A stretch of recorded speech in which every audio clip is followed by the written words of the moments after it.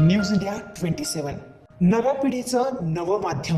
पुण्यश्लोक अहिल्यादेवी होळकर यांच्या त्रिशताब्दी जयंती महोत्सवानिमित्त छावा भारत क्रांती मिशनच्या वतीने आयोजित करण्यात आलेल्या राष्ट्रीय गौरव रथयात्रेचा भव्य शुभारंभ 30 मे रोजी नाशिक जिल्ह्यातील निमगाव येथून उत्साहपूर्ण वातावरणात झाला.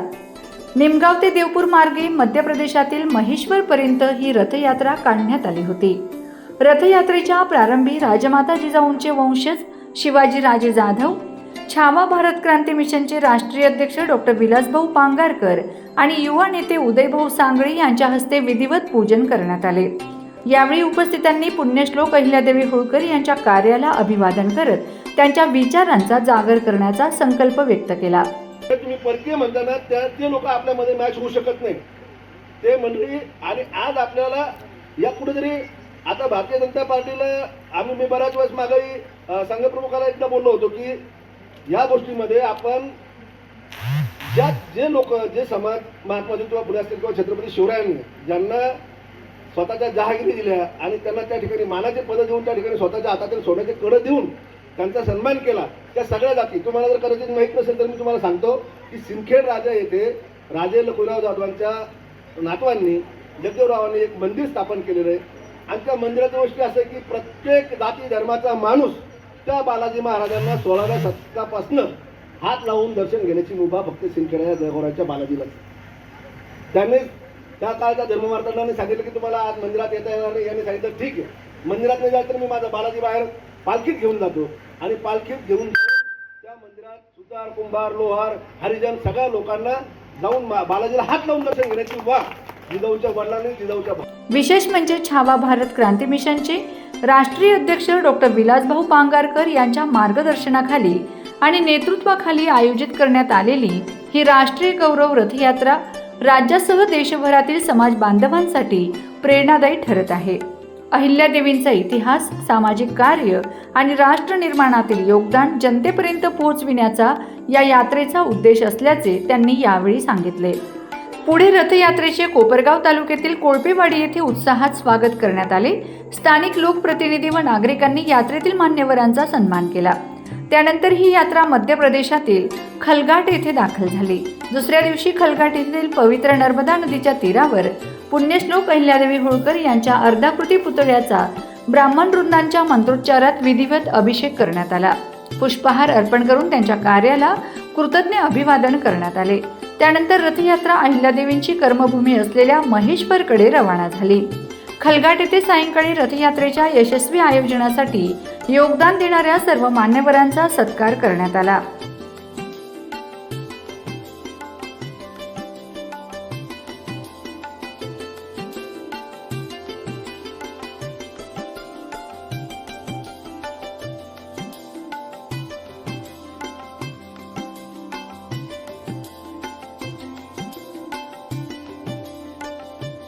यावेळी उपस्थित मान्यवरांनी आपल्या मनोगतातून अहिल्यादेवींच्या आदर्शांवर चालण्याचे आवाहन केले. छावा भारत क्रांती मिशन हे पूर्ण देशभरात छत्रपती संभाजीराजे जयंती असेल किंवा शिवजयंतीच्या निमित्ताने देशभरात ते कार्यक्रम करतच असतात आणि ह्या वर्षी पहिल्यांदा राष्ट्रमाता राजमाता अहिल्यादेवी होळकरांची जयंती तेही मध्य प्रदेशमध्ये महेश्वरमध्ये करण्याची खूप मोठी योजना त्यांनी आखली आणि ती पूर्ण केली. खरं तर यात आपले सर्व मित्रमंडळ असेल किंवा मुरडकर भाऊ असेल त्यांनी जे नियोजन केलं आणि त्याच्यात विशेष मार्गदर्शन असलेले आपले विलासभाऊ पांगारकर यांचं जे काही सहकार्य आहे, सोबतच परमेश्वर नारवडे पाटील असतील, विजय काकडे पाटील असतील, आपले पत्रकार अमोलजी सदैव आपल्याला प्रत्येक गोष्टीची बातमी देत असतात. खरं तर आजच्या या जयंतीनिमित्त मी एवढंच सांगेन की राष्ट्रमाता राजमाता अहिल्यादेवी होळकर या फक्त एक राणी नव्हत्या, त्या न्यायप्रिय, प्रशासन प्रिय आणि दूरदृष्टी असलेल्या राजमाता होत्या. आज आपण सर्वजण माहेश्वरच्या ज्या किल्ल्यात गेलो, गडावर गेलो, त्या किल्ल्यामध्ये किंवा त्यांचं जे राजकारभार चालला, ती राजगादी असेल किंवा तिथनं जो त्यांनी कारभार केला जवळजवळ 1766 ते 1797 या काळापर्यंत जो काही आपण बघितलं हे एवढं सोपं नव्हतं. कारण की आपण बघतोय आपल्या घृष्णेश्वरपर्यंत, त्याच्यानंतर त्र्यंबकेश्वरपर्यंत सगळीकडेच त्यांनी 12 ज्योतिर्लिंगाला असेल किंवा घाटाला असेल मोठ्या प्रमाणामध्ये निधी दिला आहे. अन्नदान केलं, छत्र उभारलं, त्याच्यानंतर घाट उभारले. हे सोपं काम नाही आहे. आपण नारीला कमी समजून चालणार नाही. आता आपल्या सभाभाऊन सांगितलं की इतिहास हा एवढा होता तो एवढा करून ठेवला शासन, त्याच्यामुळं नवीन पिढीला प्रोत्साहन राहिलं नाही काही असो.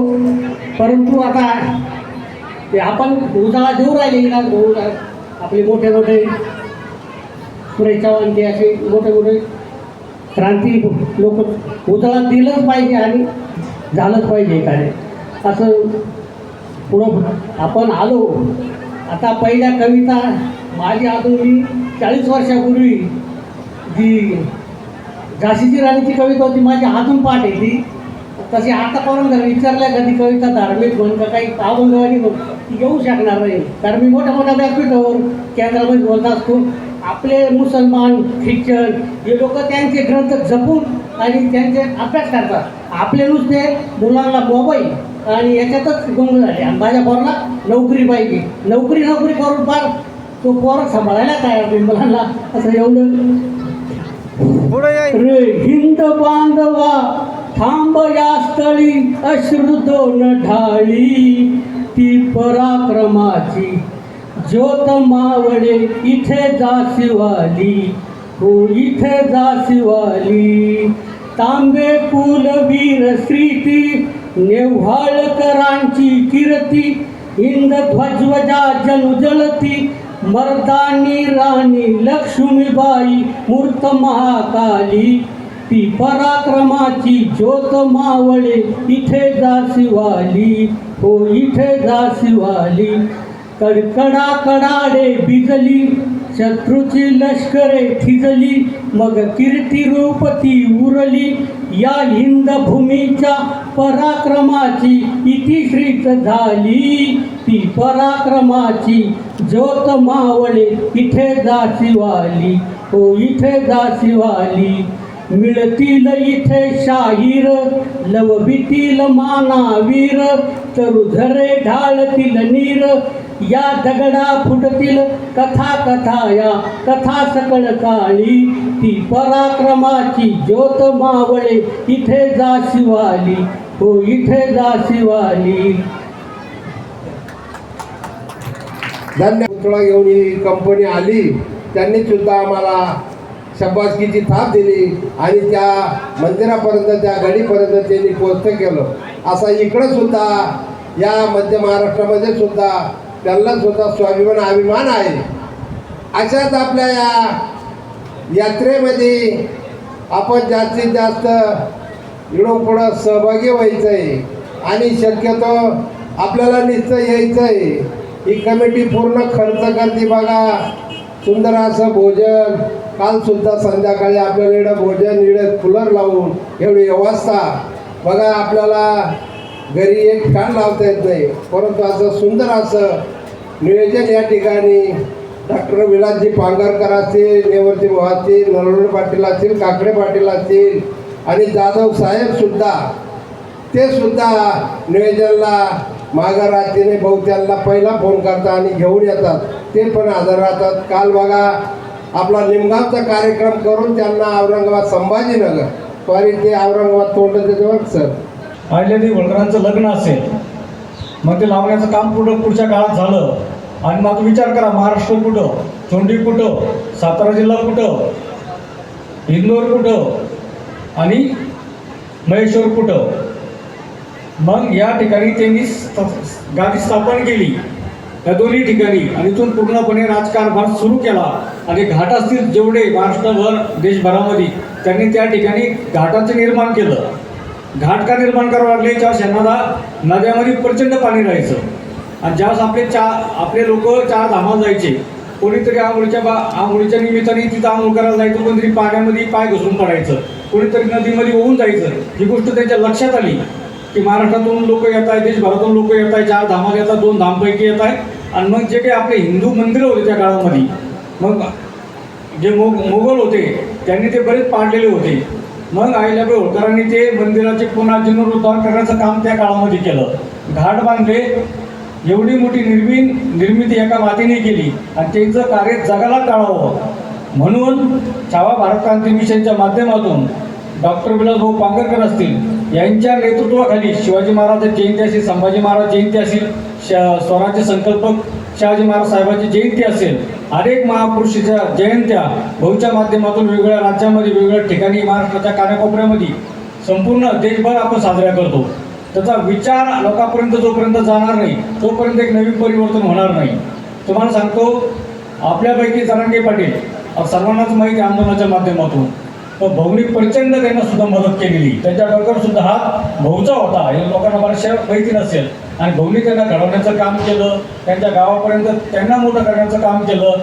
मग साष्ट पिंपळगावचं आंदोलन असेल, वडीकाळ्याचं आंदोलन असेल, बरेच जे काही आंदोलन असेल, त्याच्यानंतर सराटीचं आंदोलन असेल, भाऊनी नेहमी त्यांना एक मदतीचा हात दिला. आणि त्या ठिकाणी एक एक माणूस घडवण्याचं काम भाऊच्या माध्यमातून झालं. नाशिक ते मध्य प्रदेश इंदोरपर्यंत आपण काळवाडपर्यंत आणली.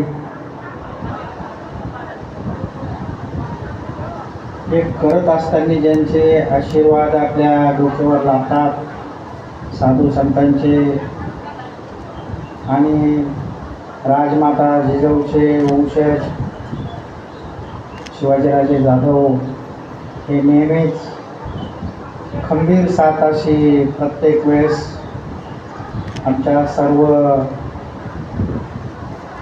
सेवकांना देत असतात. मनापासून त्यांचं धन्यवाद मानतो. विजय काकडे पाटील, परमेश्वर नरवाडे पाटील असतील, यांनी जे जे तोंडातून शब्द काढले त्या शब्दाचं पूर्तता करण्याचं आणि संकल्प पूर्ण करायचं काम राजांनी, आम्ही आणि आपल्या सगळ्या सहकार्याने माझ्या घेतलेल्या आहेत. याच्या माध्यमातून पहिल्यापासूनच निवर्ती भाऊ मोरडकर हे कित्येक दिवसापासून आपल्या सगळं काम करतायत. ज्यावेळेस कोपर्डी प्रकरणातले आरोपी सुटले आणि मनोज भाऊ जरांगे पाटील आपल्या पांगरी गावात आले, राजा आणले, त्या सेवकांचा त्यांना आम्ही आरोपी म्हणणं चुकीचं आहे. पण त्या सेवकांचं ज्यांना असं वाटलं का आजच्या युगामध्ये आपल्या बहिणीवर अत्याचार होतो आणि आपण तो का सहन करायचा, म्हणून ते न घाबरता न डगमगता आपलं काय होईल त्याचा विचार न करता त्यांनी कोर्टामध्ये जाऊन त्या हरामखोरावर त्यांना शिक्षा करायची म्हणून हल्ला चढवला आणि एक वचक तयार केली. आणि अशा व्यक्तींचा सन्मान आम्ही पांगरी गावामध्ये निवर्ती भाऊने आम्ही केला. त्याची आठवण आज निवर्ती भाऊने मला दिली. बघा तो दिवस, त्यावेळेस मनोज भाऊ काय होते हे निवर्ती भाऊला माहिती आहे. राजांनी त्यांना गाडीवर घेऊन प्रत्येक गावागावात फिरायचे, टिबलशी प्रत्येक ठिकाणी राजे त्यांचा सगळा खर्च मनोज भाऊचा ते राजे साहेब करायचे. आणि एक एक कार्यकर्ता कसा मोठा होईल हाच दृष्टिकोन विचारवंत कधी पण ठेवत असतात. साथ असल्याशिवाय किंवा मुलांची साथ असल्याशिवाय माणूस काही करू शकत नाही. आणि आपण बघतोय, मी बऱ्याच वेळेस आम्ही म्हणजे काकडे साहेब असतील किंवा परमेश्वर भाऊ असेल, आम्ही विलास भाऊंना म्हणतो की भाऊ त्या यात्रा हे करत असताना आपल्या तुमच्या कुटुंबाकडं तुमच्या परिवाराकडं पण तुम्ही लक्ष द्या. कारण मोठ्या प्रमाणावर तुमच्या शरीराची झीज त्याचप्रमाणे आर्थिकसुद्धा मोठी झळ तुम्ही या ठिकाणी घेत असता. आज निवृत्ती भाऊनी ही यात्रा काढली, आपण त्याला मदत केली. भविष्यामध्ये त्यांनी ही जर यात्रा कायम चालू ठेवली तर पुढच्या वर्षी मी सुद्धा त्यांना आर्थिक मदत या ठिकाणी करणार आहे. असो, परंतु विलास भाऊ आपण सर्वांनी मिळून त्यांना मदत केली पाहिजे.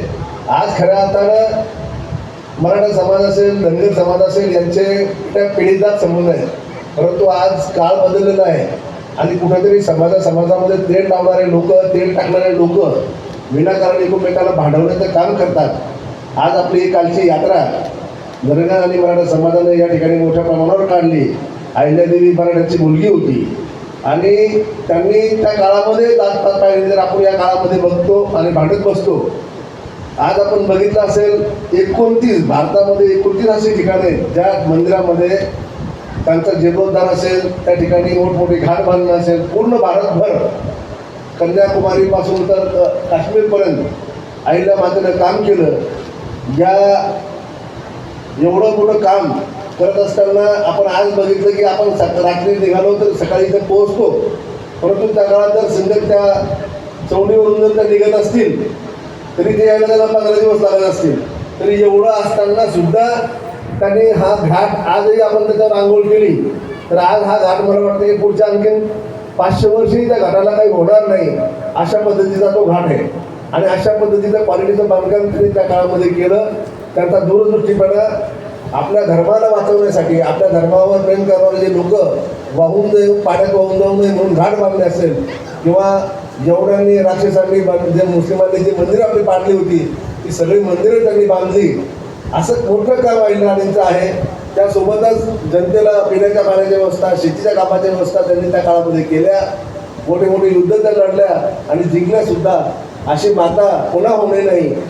तर बांधवांनो, या मातेचं स्मरण पुन्हा झालं पाहिजे. आता हे जे नवीन पिढी आहे यांना त्याचा इतिहास समजला पाहिजे, यासाठी आपण सर्वजण कार्यरत असलं पाहिजे. मी या ठिकाणी आयोजकांचे मनापासून आभार मानतो. आणि या कार्यक्रमाला शिवाजीराजे जाधव, डॉक्टर विलासभाऊ पांगारकर, मुख्य समन्वयक विजय काकडे पाटील, संघटक परमेश्वर नलावडे पाटील, जयंती अध्यक्ष निवृत्ती मुरडनर, पत्रकार अक्षयराजे ताठे, छबुराव थोरात, अतुल पांगारकर, विजय ननवरे, अमोल सोनवणे यांच्यासह शेकडो यात्रेकरू मोठ्या संख्येने उपस्थित होते.